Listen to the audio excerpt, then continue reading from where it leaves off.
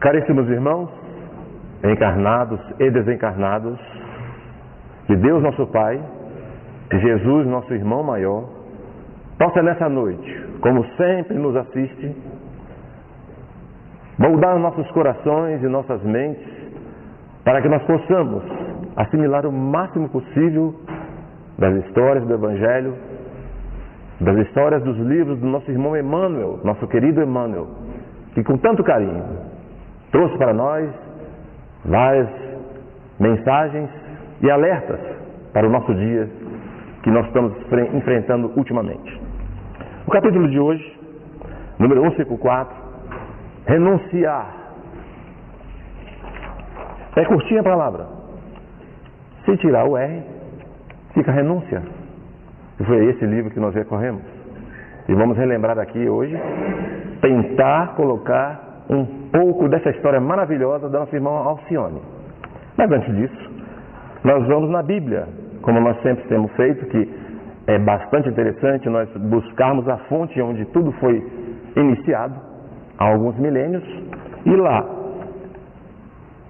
em Mateus, número 16, diz o seguinte: eis que alguém se aproximou de Jesus e lhe perguntou: Mestre, que farei de bom para ter a vida eterna?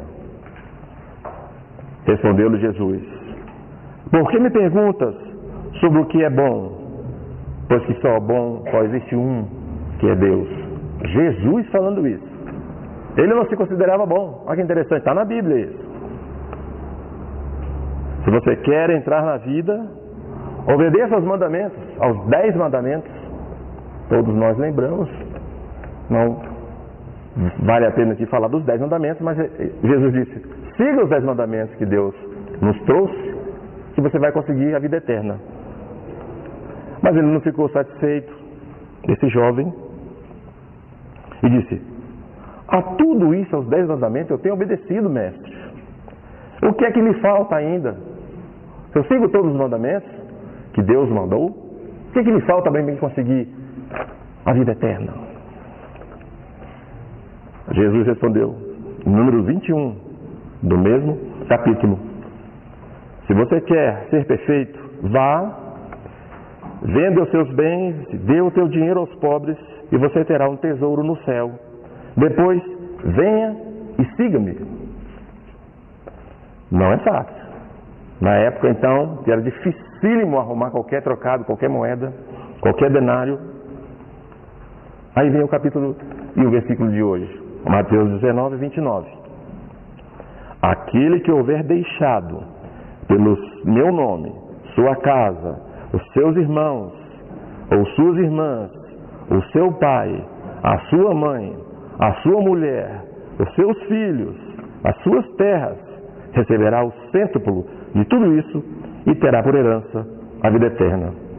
Aí a gente para, lendo isso aqui que está bem claro, e pensa: será que Jesus, que veio aqui nos dar o maior exemplo de amor para todos os irmãos, diria uma coisa dessa secamente: ó, larga tudo, seu pai, sua mãe, seu irmão, filho, vem, me segue, deixa para lá. Se você ler o texto seco, você entende isso, como muitas pessoas entenderam isso, e até hoje ainda apanham ainda para entender por que foi escrito isso na Bíblia. Aí nós recorremos ao Evangelho segundo o Espiritismo, no capítulo 23, estranha moral. Olha que legal, estranha moral, exatamente. Quem vai falar uma coisa desse tipo sem ter um fundo espiritual, muito mais elevado do que isso? Vamos ao Evangelho. Sem discutir as palavras, deve-se aqui procurar o pensamento, que era evidentemente esse: os interesses da vida futura prevalecem sobre todos os interesses e todas as considerações humanas. Os interesses da vida futura prevalecem sobre todos os interesses na vida humana. Porque esse pensamento está de acordo com a substância da doutrina de Jesus, ao passo que a ideia de uma renunciação à família seria a negação dessa doutrina. Pronto, no Evangelho veio dizer, ó, é muito mais profundo do que isso. O que ele dizer? Os filhos, quando defendem a pátria, Não largam tudo, pai, mãe, esposa, os filhos, e vão defender a pátria?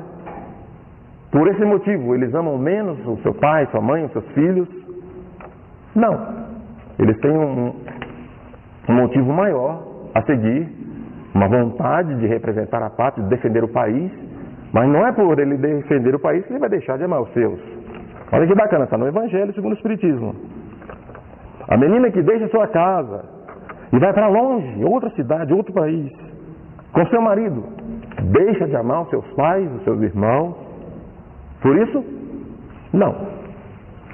Está no Evangelho, que é uma maravilha. O Evangelho coloca para a gente com essa simplicidade que foi escrito na Bíblia, com aquelas palavras. Se você ler secamente, você vai ficar chateado. Poxa, Jesus mandou largar tudo para seguir Ele? Aí é um contrassenso. Não é. Por que ele quis dizer isso? Porque todos nós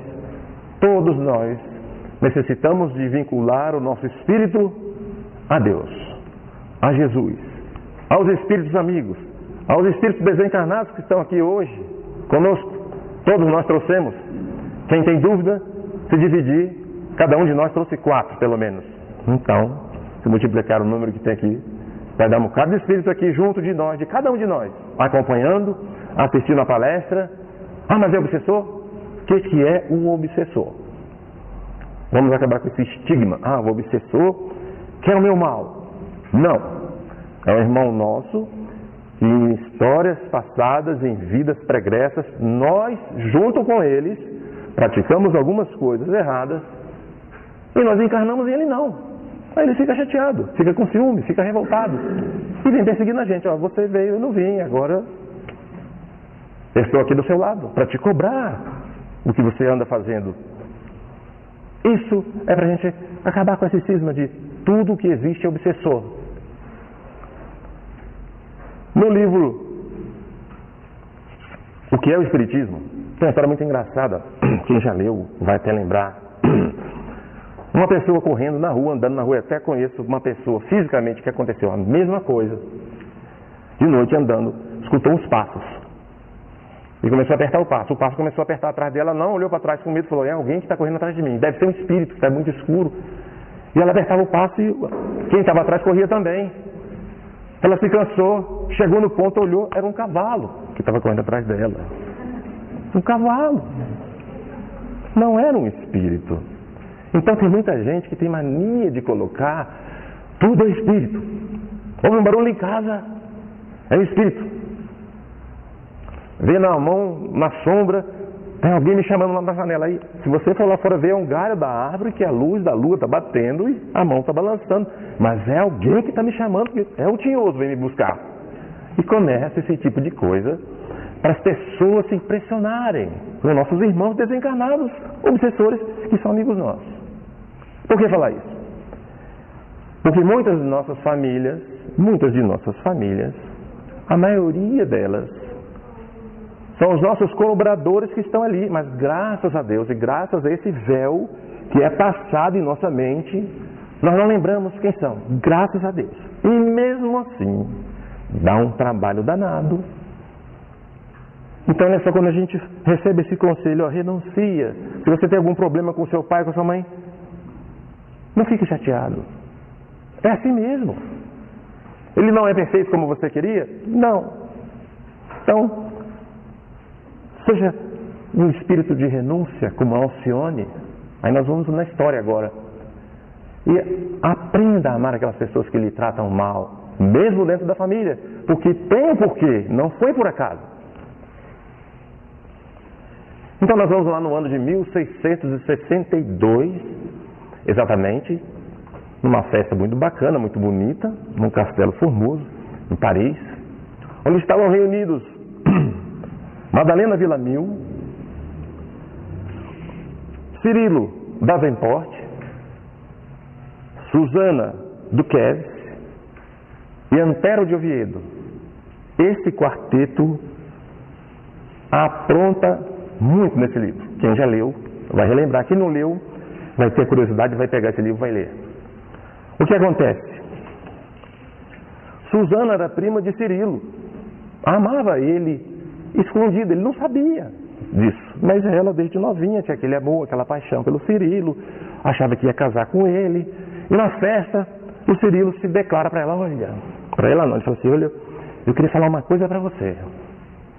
Eu estou apaixonado por uma mulher, eu não sei como falar para ela, ela já começou a derreter, fala, sou eu. E vai conversando com o Cirilo ali, no final da noite ele fala, eu não sei se ela vai aceitar, eu queria pedir ela em casamento. Aí que ela se derrete mesmo, é agora que vai acontecer. E aí ela fala, quem é essa sortuda? Ele fala, Madalena Villamil. Pronto, matou a mulher naquela hora. E a Susana, infelizmente, ficou com muito ciúme, com muita raiva, com muito ódio e começou a programar a infelicidade do casal, que seria Madalena e Cirilo. Antero, que era o primo de Madalena, também era apaixonado pela Madalena. E a Susana, sabendo disso, fala assim, olha, vamos, já que você gosta da Madalena, eu gosto do Cirilo, vamos armar um bote aqui nós dois. Não foi desse jeito que está escrito no livro, eu estou resumindo para desfazer esse negócio aí, que você quer ficar com ela, eu quero ficar com ele, a gente arma, separa os dois, pronto, nós ficamos felizes para sempre. Tá bom. E começaram a tramar, mas o destino é muito maior do que isso. Cirilo conseguiu se casar com Madalena, não tinha nem um ano de casado ainda. O que aconteceu? Susana, junto com as amizades, as influências políticas, viu que Cirilo não estava bem financeiramente, armou uma viagem para ele, olha, você tem que viajar lá para as Américas, que você vai ganhar muito dinheiro, vai conseguir pagar suas dívidas. E ele, meio chateado, já só tinha alguns meses de casado com Madalena, aceitou o convite, porque ele via que precisava do dinheiro, pegou o navio e foi embora para a América. Cirilo foi embora para a América. Nesse ínterim, a Susana foi passando o tempo, ficando muito amiga de Madalena, falou, olha, essas viagens são muito perigosas, é muito perigoso viajar no mar, que o mar é muito traiçoeiro. Resumindo a história, falou para ela, olha, aconteceu um acidente, Cirilo morreu no navio. Só que não tinha acontecido isso, ele não tinha morrido. Mas levou essa ideia para Madalena. E o Antero, quietinho, apaixonado por Madalena, falou, é agora que eu vou me aproximar. Ela já falou que o Cirilo morreu, ela está sozinha, chorosa, eu vou me encostar e vou ficar aqui quietinho para ver o que acontece. O Antero, eu vi ele. Só que o destino é muito maior do que isso. Na época, passados alguns meses, Madalena descobriu que estava grávida de Alcione. Mas veio a varíola hemorrágica na época, que matava rapidamente. Em uma semana, a pessoa morria. Eram umas feridas parecidas com lepra. Ficava aqueles padioleiros rodando a cidade toda para entrar nas casas para buscar os cadáveres e enterrar no quintal, porque era muito contagiosa.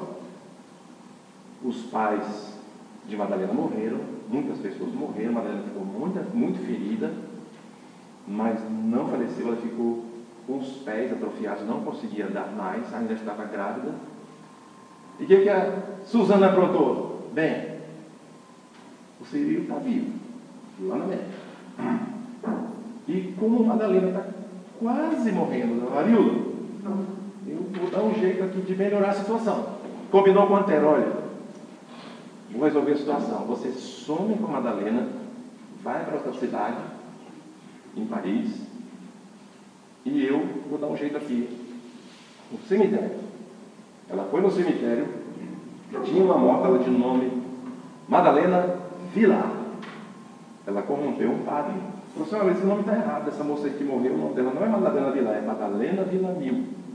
O padre já tem certeza? Tem, alterou a certidão de óbito, colocou lá Madalena Villamil. Então foi dada como morta. Ela conseguiu fazer com que Madalena pensasse que o marido estava morto e também fez com que, se a Cirilo voltasse, encontrar a certidão de óbito de Madalena Villamil. E deixou Madalena na sorte. Mas graças à bondade divina, era a época da Inquisição, a igreja muito forte. Relembrando, o cristianismo e a igreja não têm culpa nenhuma das falhas dos homens que usaram batina indevidamente. Milhares e centenas de homens fizeram isso. Então não é o cristianismo que tem culpa. Houve a reforma luterana porque foi uma reforma contra essas crueldades da igreja, não era a igreja que estava fazendo isso, são os homens que muitos vestiram a batina indevidamente e se escondiam atrás dela para fazer muitas crueldades. Mas tinha um padre dessa época, padre Damiano, muito bacana, que também sofreu com a varíola, teve algumas feridas, mas não morreu, que ajudou muito Madalena.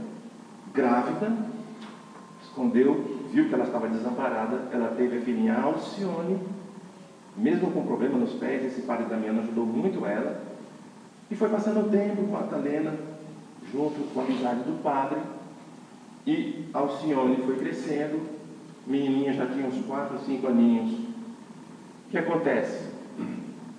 Como a vida dá voltas.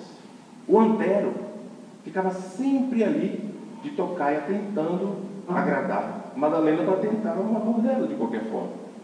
Vendo que não tinha jeito, que Madalena, o coração dela era de Cirilo, o que ele fez?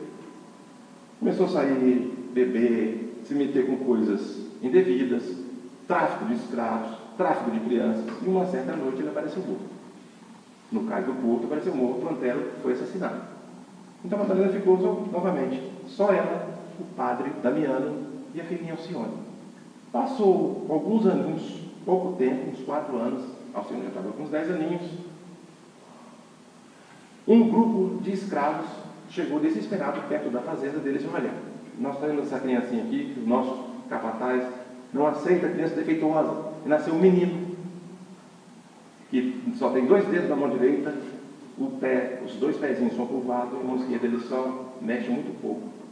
Nós somos obrigados a ou matá-lo ou dar para alguém. Então, Madalena, a pedido de Alcione, uma criancinha, falou: mamãe, chegou o anjinho que nós sempre pedimos.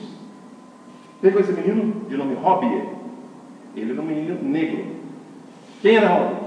Era o Antero, o espírito de Antero, que graças à bondade de Deus estava reencarnando para aquela família na qual ele tinha vontade de ter o amor de Madalena como esposa, ia ser criado como mãe. A Madalena ia ser mãe daquele menino, Robier.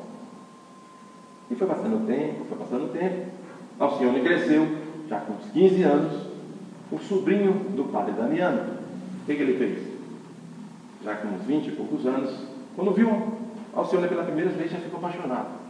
E ele já tinha se pronunciado que queria ser padre. Chegou para o tio dele e falou: tio Damiano, eu queria ser padre, mas eu me encantei com Alcione. E acho que eu deveria ser um normal, casar, ter filhos, e etc. Construir uma família com ela. E chega para Alcione e fala da ideia dele. Ele, como já um seminarista. E Alcione: olha, eu tenho que cuidar da minha mãe e do meu irmãozinho. Você não tem que meu irmãozinho, olha, já minha mãe também não pode andar. Eu tenho que cuidar delas. A minha missão aqui na Terra de renúncia é essa. Ela também sentiu uma atração muito forte por Carlos. E o Carlos viu que não ia dar nada, entrou para o seminário, virou padre e sumiu. O que acontece? O tempo passa, a Inquisição em cima, tentando de qualquer forma pegar as pessoas que eram tidas como herege na época. Qualquer pensamento contra a igreja era considerado herege. E a Alcione falava muito do Evangelho. Desde pequenininha ela falava muito, com uma fluidez, com uma inteligência que deixava muita gente espantada. Muitos padres, inclusive, chegaram a perseguir a família por causa do que ela falava do Evangelho, com a pureza da alma, da caridade, da vida, que a vida continuava, que a vida não acabava. Ela tinha a visão espiritual da coisa como criança. E são obrigados a fugir para a França, por causa dessa perseguição. O destino é tão interessante que lá estavam casados já na França Cirilo e Susana. Tiveram uma filha, mas Cirilo muito infeliz, muito triste, porque soube da notícia por Susana que Madalena havia morrido. E como o padre Damiano não tinha muitos recursos, Madalena nenhum, não conseguia andar, Alcione tocava cravo, e um menininho, Robi, com 5 aninhos, já tocava violino. Foram para a praça tocar uma música. Quando estava tocando a música, Cirilo ia passando, ouviu a música da Espanha, de onde eles eram, Diabo. Se emocionou e deu uma quantia vultuosa para mim. Olha, você canta muito bem, me fez lembrar muito a minha vida. Uma das pessoas que eu mais amava na minha vida cantava essa música. Mal sabia ele que era a filha dele que estava cantando para ele. Então ela pega o dinheiro, o aluguel estava atrasado, chegou em casa muito feliz, pagou o aluguel do quartinho que eles moravam, e o padre Damiano fala: olha, eu recebi um convite hoje de um amigo da igreja que disse que tem um senhor que chegou agora aqui na França, de nome Cirilo, que está precisando de uma pessoa para cuidar da casa, dos trabalhos domésticos. Você tem interesse? Ela: ah, eu tenho sim. Ela não sabia quem ele era. Então ela começa trabalhando na casa do pai como empregada Alcione. Com uns 20 anos começa a trabalhar na casa do pai. Ouvindo as histórias na casa, e junto com o que a mãe conversou, ela identificou que era o pai dela, o Cirilo. Só que pelo espírito de renúncia dela, não contou para a mãe e nem contou para o pai quem era ela. Trabalhava com afinco, não faltava dia nenhum. Susana, percebendo os traços fisionômicos que ela era a cara de Madalena, começou a tratá-la mal, muito mal. Judiava, botava ela para trabalhar altas horas da noite, exigia mais do que o necessário. E o Cirilo começou a ficar: mas por que ela faz isso com essa menina? A menina é tão boa. E o espírito de renúncia de Alcione foi tão grande que ela, em nenhum momento, em nenhuma hora, ela disse nem onde morava para o Cirilo. E ele falou: você mora onde? Ah, eu moro aqui num lugar pertinho, é muito longe, é difícil acesso, não chega nem carruagem, a gente só chega a pé, não tem iluminação, é perigoso. Sempre se desviava do assunto, não deixando o Cirilo ir até a casa dela. Porque se ele fosse lá e descobrir que a mãe era a Madalena, estava viva. Mas a Alcione, com essa vontade, esse espírito de renúncia, trabalhou muitos anos, até que um dia Madalena ficou muito ruim, estava muito doente, já estava no final da vida. Alcione não conseguiu ir para o trabalho, porque teve que ficar com a mãe. E o Cirilo ficou preocupado: mas por que a senhora não veio? Já nunca falta. Procurou daqui, procurou dali, achou um cocheiro que levava ela de vez em quando. Você sabe onde é que essa menina mora? Ele: sei, senhor. Você pode me levar lá? Posso. Foi Cirilo com um cocheiro atrás de Alcione, para saber por que ela não foi trabalhar. Chegando lá, encontra o quadro Alcione ao lado da mãe, Madalena, o amor de sua vida. E ele entende toda a história. Fica desesperado, amargurado. Susana veio atrás, porque ela sabia que alguma coisa ia acontecer, não sabia o que, mas a intuição feminina é muito violenta. Nesse momento, o Cirilo fica revoltadíssimo, porque ele descobre toda a história, puxa de um punhal para acertar Susana. Alcione se mete no meio e fala: não, papai, não faça isso. Nesse momento, ele descobre que ele é o pai. É impressionante. Ele era o pai de Alcione, ele não sabia. E ele tem um ataque fulminante no coração e morre ali na hora. Não conseguiu atingir com um punhal a mãe, a Susana, né? Viu Madalena pela última vez, que ela também desencarnou poucos minutos depois. Então desencarnaram Cirilo e Madalena na frente de Alcione e de Susana. Susana naquele momento já ficou doida, ficou maluca, porque ela perdeu totalmente o equilíbrio. E quem foi cuidar dela? Em casa, Alcione. A mãe tinha morrido, o pai tinha morrido. Levou o Rob junto, o menininho, que era deficiente físico. Foram lá para casa cuidar de Susana, demente, correndo a noite toda, gritando, chorando, desesperada. E ninguém entendia. O pai falava: mas você está vendo que essa foi a causadora de toda a sua felicidade? Você vai lá cuidar dela. Sim, pai. A minha missão aqui é essa. Não tem outro motivo na vida a não ser ajudar o próximo, independente do que eles fizeram. Ela não tem culpa. Olha só, o espírito de Alcione. O que acontece? Passados alguns dias, Rob estava voltando da praça, porque Alcione não podia, estava cuidando de Susana, e foi atropelado por uma carruagem. O cavalo passou em cima dele, o menino não resistiu, desencarnou. Então ficou só Alcione e Susana, cuidando de Susana. Susana também não demorou muito tempo, faleceu. Olha o que acontece: Alcione sozinha no mundo, lembrou de Carlos, o amor que ela lembrou lá daquele início, que ia virar padre, e ela lembrou: será que ele virou padre mesmo? Será que ele conseguiu seguir a carreira? E ou ele casou, ou ele está com uma vida diferente. Voltou para a Espanha procurando Carlos, não encontrou. Aí procura daqui, procura dali. Foi a uma casa que ele frequentava muito, teve a notícia dele, conseguiu chegar no endereço dele e olha, achei casa lá na casa. Meu amor, minha vida, aquela coisa toda, estou sozinha, agora a gente pode ser feliz, ele também fica muito feliz. Nós falamos, olha, demorou muito tempo para você voltar e me procurar, e eu me casei. Eu sou casado agora, eu não posso largar minha esposa, porque eu, infelizmente, não pude esperar, eu gosto muito de você, te amo muito, mas agora não vou desfazer minha família por sua causa. O que o senhor me faz? Bem, estou sozinha no mundo. O homem que eu amava já está casado, não quero destruir a vida dele. Foi para um convento. Se inscreveu para as irmãs carmelitas.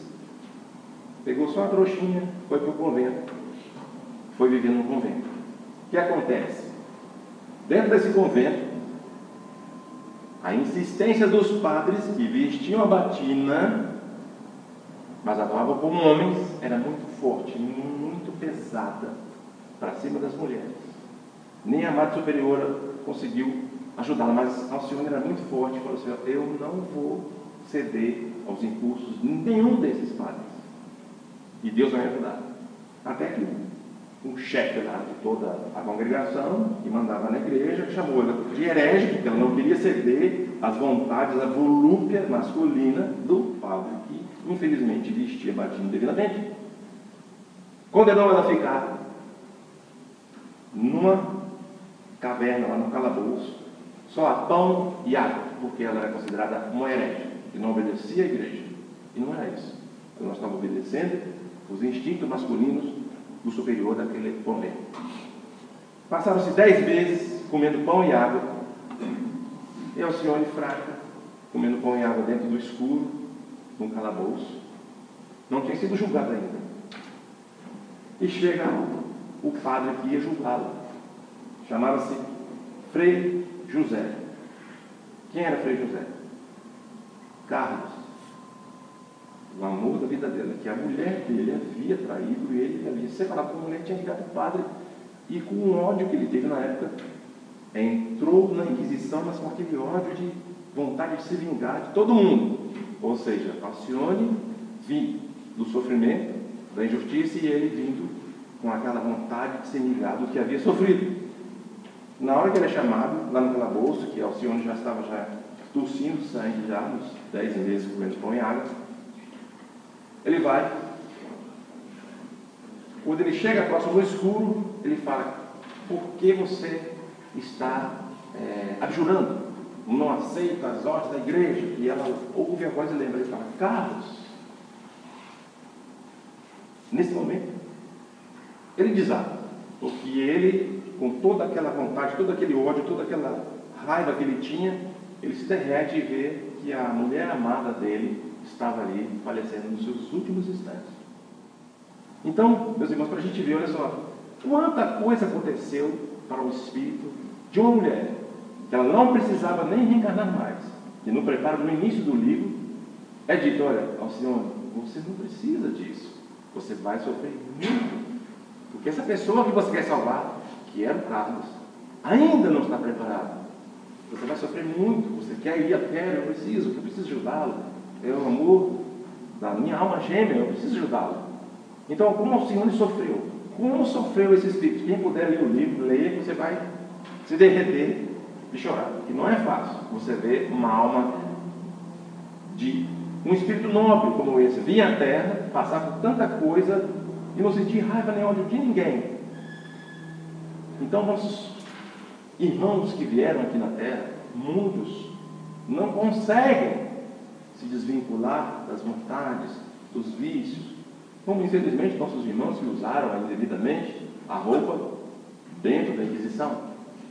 Mas Alcione foi um espírito nobre, nobríssimo, e soube lutar com muita garra, e o espírito de renúncia dela deixou esse exemplo para a gente. E no prefácio desse livro, tem uma mensagem muito bacana, escrito pelo nosso irmão Emmanuel, em 1942. Por que retens a noção dos castigos implacáveis? quando nosso Pai nos oferece um manancial inexaurível do seu amor. Por que atribuir tamanha importância ao sofrimento? Levanta-te, esquecesse Jesus? Já que o Mestre padeceu por todos, sem culpa, onde estás que não sentes prazer em trabalhar, de qualquer forma, por amor ao seu nome? A psicologia de Alcione é bem mais complexa do que se possa imaginar no primeiro exame. Da grandeza da sua dedicação, vemos o amor renunciado à glória da luz, a fim de se mergulhar no mundo da morte. Com seu gesto divino, a terra não é apenas um lugar de expiação destinado ao exílio amarguroso, mas também uma escola sublime, digna de ser visitada pelos gênios celestes. Dentro dos horizontes do planeta, ainda vigem a sombra, a morte, as lágrimas. Isso é incontestável, mas quem seguir as estradas que Alcione trilhou, converterá todo esse patrimônio em tesouros para a vida imortal. Emmanuel. 1942, o nosso irmão Emmanuel deixou essa mensagem para a gente. Olha aqui, ó. Não é só ruim, não é só coisa ruim que acontece. O meu marido não presta, meu marido é difícil, como diz aqui na lição de hoje, no capítulo 5.4. Se os seus pais são incompreensíveis, se a companheira é ingrata, se os irmãos parecem cruéis, é preciso renunciar à alegria de tê-los melhores e perfeitos, unindo-os ainda mais a eles todos, a fim de trabalhar para o aperfeiçoamento deles com Jesus. Olha só, que bacana. Está na lição de hoje. Acaso não encontras compreensão no lar? Os amigos e irmãos são indiferentes e rudes? Então, renuncie. Olha, eu queria ter um irmão maravilhoso, mas não tenho. Eu vou largar ele, vou sumir de casa porque meu irmão não vale nada, ou minha mãe, ou meu pai? Não. Renuncie aquele momento de ser feliz com o irmão, com a mãe, com o pai, e pense em Jesus. Pense em Alcione, como ela sofreu, sabendo que o pai dela era o seu patrão e que a mãe estava lá sofrendo em casa e não contou para nenhum dos dois. Sofreu, renunciou a ser filha, a ser tudo, para não atrapalhar nenhuma das duas famílias. Então nós temos um probleminha em casa, temos uma famíliazinha difícil. Estou um dia sem falar com a minha esposa, não vou falar com ela mais. Meu filho também tem um mês que eu não falo com ele. Por quê? Porque nós temos o espírito de renúncia, falando assim, olha, ninguém é perfeito, ele também não é, eu também não sou. Será que eu casaria comigo mesmo? Vamos fazer essa pergunta para a gente. Será que eu conseguiria casar comigo? Eu não me aguentaria, eu não me casaria comigo não, eu ia morrer solteiro. Eu não aguentaria casar comigo, eu sou muito chato, eu não casaria comigo. Então, vamos fazer essa pergunta. Então se a gente está aguentando nem a gente mesmo, como é que nós vamos ficar infelizes porque o outro também não atende a nossa necessidade? Vamos elevar o nosso pensamento, lembrar de Alcione e falar assim, olha, eu preciso ter um pouquinho de Alcione no meu coração e lembrar, olha, ninguém é perfeito. Deixa eu carregar comigo essa cruz. Uma hora ele melhora, ou eu não melhoro. Então é isso que a gente tem que aprender a levar em consideração. E até o nosso irmão Chico Xavier, que é uma passagem engraçadíssima de renúncia também, dele, com o pai dele. O pai do Chico Xavier era vendedor de bilhete de loteria. Quem já sabe também vai relembrar. E ele ficava inconformado que o Chico não recebia dinheiro de ninguém, ele não gostava de receber o dinheiro dos livros. Ele falava, Chico, meu filho, tinha acabado de morrer um irmão do Chico Xavier, a mãe tinha morrido, a segunda esposa, o pai com reumatismo, doente na cama, quer dizer, não tinha dinheiro suficiente, só o Chico que trabalhava, e ele ganhava 200 mil reais por mês. E o pai dele, com aquele reumatismo, precisava tomar uma injeção que chamava injeção de ouro, custava 150 mil reais, 2 doses por mês, 150, 300 mil reais, ou seja, o dinheiro do Chico não dava para pagar as injeções do pai dele. E o pai dele falava, Chico, meu filho, você não está vendo? Eu preciso da injeção para passar minha dor. E você vende esse livro que está vendendo um monte. Na época estava saindo o livro Brasil, Coração do Mundo, Parte do Evangelho. Está vendendo tanto livro, você pode pegar um pouquinho para comprar um remédio. Não, papai, esse livro não é meu. Não foi você que escreveu? Não. Isso são obras dos bons espíritos. Aí ele fala, argumentar, mas se eles são bons espíritos, por que ele dá um pouquinho para a gente? Do dinheiro que você está vendendo, para pagar a injeção? Não, papai. Essa obra que eu escrevo é para ajudar os pobres. Ele fala, nós somos pobres também, Chico. Tem que arrumar dinheiro para nós. E insistindo com o pai, e o Chico, não, papai. Imagina só a situação. Um filho, ganhando pouco, o pai doente, precisando da injeção, e ele receber essa futucada do pai, ainda ter que segurar. Oh, não, papai, calma. Eu falo, tá bom, meu irmão. Eu não vou mais insistir com você não, mas olha, eu vou morrer. Eu vou parar a roda para você. A roda que é a rodinha da Loteria Federal, que ele vendia bilhete. Ele disse que ia parar a roda dos números que ia cair para o Chico, ganhar um dinheirinho para poder tocar a vida. Tá bom, papai, pode fazer o que o senhor quiser, quando o senhor achar que lhe aprouver. E ele disse o seguinte: meu pai morreu, eu continuo jogando a loteria, nunca ganhei. O Chico dizia na época. Então, quando tem que acontecer, quando tem que passar por uma situação difícil, não adianta, as pessoas vão passar. Agora, ter o espírito de renúncia para poder chegar a entender que aquilo é o remédio para a nossa vida, aí sim. Esse é o exemplo que a nossa Senhora falou, olha céu, o remédio é isso. Você precisa passar por isso aqui para você melhorar. Senão você não vai aprender. O que adianta passar por aqui, pela nossa vida, sem experimentar algumas coisas, algumas divergências, algumas contrariedades na nossa vida e aprender a ser resignado com isso? Então nós precisamos lembrar desses exemplos. O Chico também tem uma passagem interessante do irmão Jacó, Frederico Frigner, era amigo pessoal do Chico, muito rico, carioca. Falou, Chico, o que você precisa? Quanto dinheiro você precisa para viver bem, sem problema nenhum financeiro? Uns 300 mil reais, por mês, 300 mil reais dá. Ele falou para o Frederico Frigner, o irmão Jacó. Tá bom, só perguntou isso. Quando o Frederico Frigner morreu, ele deixou um cheque para o Chico Xavier. A filha foi lá entregar para o Chico o cheque, olha, esse dinheiro você vai clicar no banco, vai dar 300 mil reais por mês por resto da vida. Não posso aceitar isso não. O pai dele ficou doido. Falou, você é doido? Ele estava vivo aí na época. Você está doido? Ele está te dando dinheiro. Não está vendendo livro nenhum não, dinheiro para você. Não posso aceitar não, porque é muito dinheiro. Eu não preciso. Ele devolveu o cheque. A menina foi lá de novo com o cheque ao meu pai e falou, deixa eu criar para o senhor, está no testamento. O senhor faz o que quiser. Pode arrastar, mas o dinheiro é seu. O Chico pegou o cheque, levou lá na Federação Espírita, entregou o dinheiro na Federação Espírita para ajudar na produção dos livros. E não ficou com dinheiro. Qual de nós teria essa hombridade, esse espírito de renúncia e aceitar um dinheiro desse, uma grana que hoje a gente sabe que faz falta, e abrir o nosso coração? Qual de nós teria essa coragem?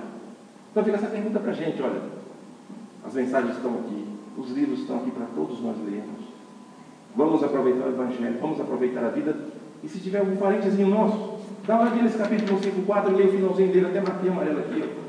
Se tem um pai, uma irmã, um marido, uma mulher ruim, calma com ele, porque você merece. Renuncie àquele momento, àquela felicidade que é um sonho de bailarina, de bela adormecida, e viva para ele, ajudando. Quem sabe ele melhora, quem sabe nós melhoremos todos juntos, aprendamos a ser cada dia melhores, como Jesus tanto quis e tanto quer que nós todos evoluamos, que nós todos somos eternos. Todos nós vamos voltar. Será como é que a gente quer ir dessa para a próxima? Melhor ou pior? Então vamos refletir, vamos colocar o nosso coração nas mãos de Deus, nas situações difíceis, nas situações de desespero às vezes. Eu não aguento mais. Aguenta. O máximo que vai acontecer é você morrer. Só. O que é morrer? Nada. Só passar para o outro lado. É rápido. Tem muita gente que já foi, já voltou e conta pra gente, então não é difícil. Alguém tem medo de morrer aqui? Pode levantar a mão. Então, nós devemos lembrar que nós não vamos morrer. É isso que eu queria falar. Por que tem medo de morrer se nós não vamos morrer?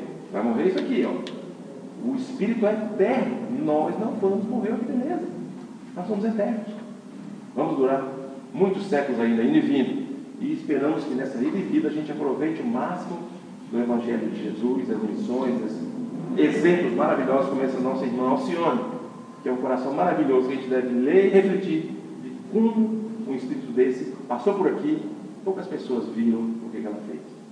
E que Deus nos abençoe, nos ampare hoje e sempre.